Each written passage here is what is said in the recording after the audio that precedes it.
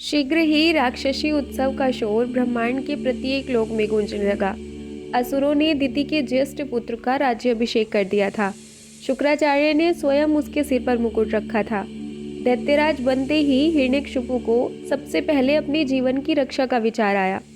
हिरण्याक्ष के मार्ग पर चलते हुए उसने भी मंदार पर्वत पर ब्रह्मा की उपासना की। 11,000 वर्ष बाद ब्रह्मा ने उसे दर्शन दिए।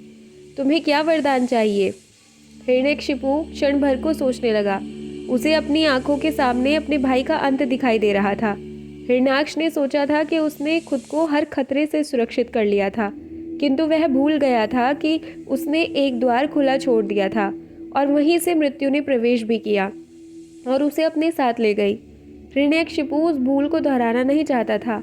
वह सावधानी से मन में वरदान के विषय में विचार करने लगा। उसने ध्यान से अपने शब्दों को चुना, उनमें उपवाक्य जोड़े, उसके विवरण को बार बार संशोधित किया। वह यह सुनिश्चित कर लेना चाहता था कि उसने हर संभावना और हर संकट पर विचार कर लिया था।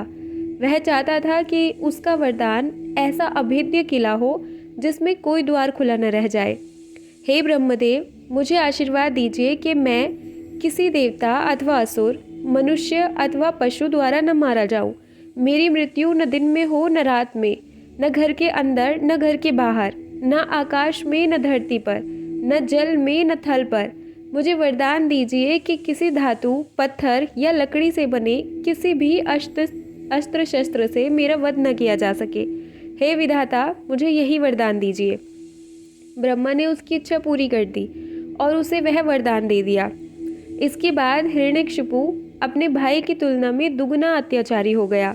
उसने न केवल पृथ्वीवासियों को प्रताड़ित किया, अपितु इंद्र को भी स्वर्गलोक से निकाल दिया।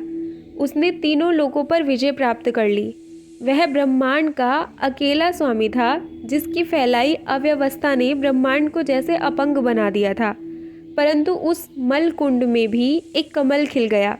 वह कमल था हिरण्यकशिपु का सबसे छोटा पुत्र, जिसका नाम आनंद का प्रतीक था, प्रहलाद। असुर पुत्र होने के बावजूद प्रहलाद भगवान विष्णु का उपासक था।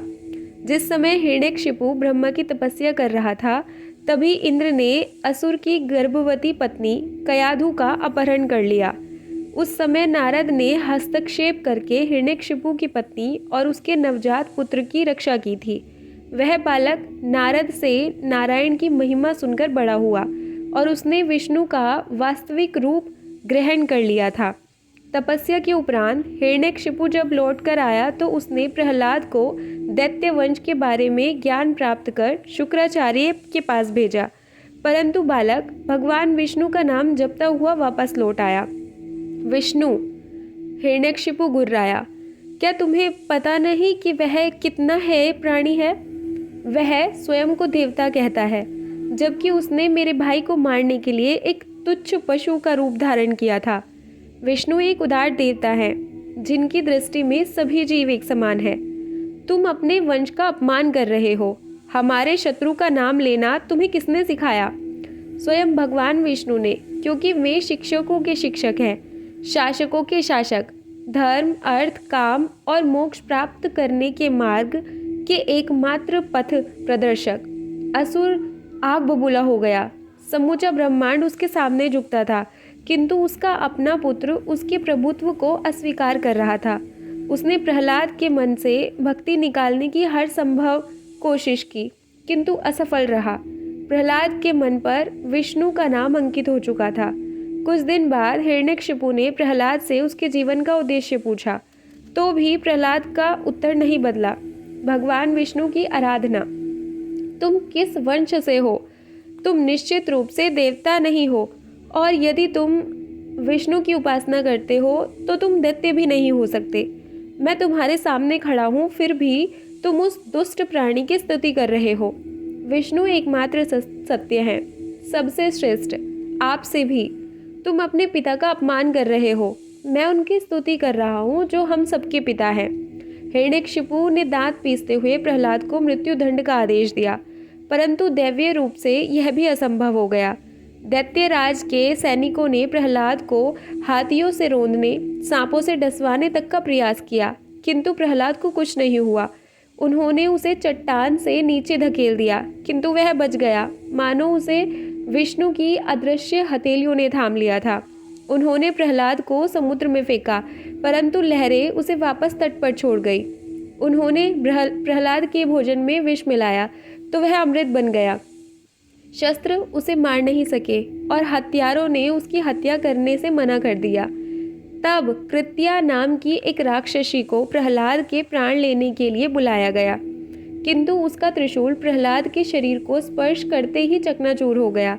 जिस तरह शिव ने मार्कंडे की रक्षा की थी, वैसे ही विष्णु प्रहलाद की रक्षा कर रहे थे। हिरण्यकशिपु का धैर्य समाप्त होने लगा। अंत में उसकी बहन होलिका ने एक कुटिल योजना बनाई। आप भूल गए हैं कि मुझे भी वरदान मिला है, होलिका ने हिरण्यकशिपु को याद दिलाया। मेरा शरीर आग में जल नहीं सकता। आप एक चिता तैयार कीजिए, मैं प्रहलाद को गोद में लेकर चिता पर बैठ जाऊंगी, फिर आप उसे प्रज्वलित कर दीजिएगा। आग में प्रहलाद जलकर मर जाएगा और मैं जीवित बच जाऊंगी। निर्देश का तुरंत पालन हुआ। प्रहलाद को समझ में आ गया कि उसके साथ क्या होने वाला था, किंतु उसने विरोध में एक शब्द तक नहीं कहा। वह केवल भगवान का नाम जपता रहा। जैसे जैसे लपटें ऊंची होती गई, वैसे वैसे प्रहलाद का नाम जब भी तेज होता गया। वंदे विष्णु, वंदे विष्णु, वंदे विष्णु। प्रहलाद ने विष्णु के समक्ष पूर्ण समर्पण कर दिया था। वंदे विष्णु, वंदे विष्णु, वंदे विष्णु। चिता से अब चीखें सुनाई देने लगी, किंतु वे चीखें प्रहलाद की नहीं, अपितु होलिका की थी। अग्नि ने उसकी त्वचा को जला दिया, उसका मांस पिघलने लगा, परंतु प्रहलाद का बाल भी बाका नहीं हुआ, मानो किसी दिव्य और मनोहारी आवरण ने उसे ढक लिया हो। होलिका जलकर भस्म हो रही थी। उसने अपने वरदान का दुरुपयोग किया, इसलिए देवी शक्तियों ने होलिका से उसका वरदान वापस ले लिया था। आग की लपटें मंद पड़ी और हिरण्यकशिपु स्तब्ध रह गया। प्रहलाद जीवित बैठा था और होलिका जलकर मर चुकी थी। हिरण्यकशिपु क्रोध से कांप रहा था। उसने प्रहलाद को चिता से बाहर घसीटा और चंद्रशिला के स्तंभ के सामने फेंक दिया। बहुत हो चुका, लगता है मुझे ही अपने हाथों से तुम्हारे जीवन का अंत करना पड़ेगा। यह तभी संभव है यदि मेरे प्रभु की ऐसी इच्छा हो। यदि वे नहीं चाहेंगे तो आप भी कुछ नहीं कर सकते। मैं तुम्हें इस खंबे से बांधकर तुम्हारी आंतें बाहर निकाल लूँगा। क्या तुम्हारा विष्णु मुझे रोकने के लिए यहाँ आएगा? उन्हें कहीं आने की आवश्यकता नहीं। प्रहलाद मुस्कुराया। वे तो सर्वत्र व्याप्त हैं, वे हर जगह मौजूद हैं, हर तत्व में, हर कोशिका में, आप में, मुझ में और इस खंबे में भी। खंबे में? हिरण्यकशिपु ने ठहाका लगाया। हाँ पिताजी, वे थे, हैं और रहेंगे। मुझे भी दिखाओ।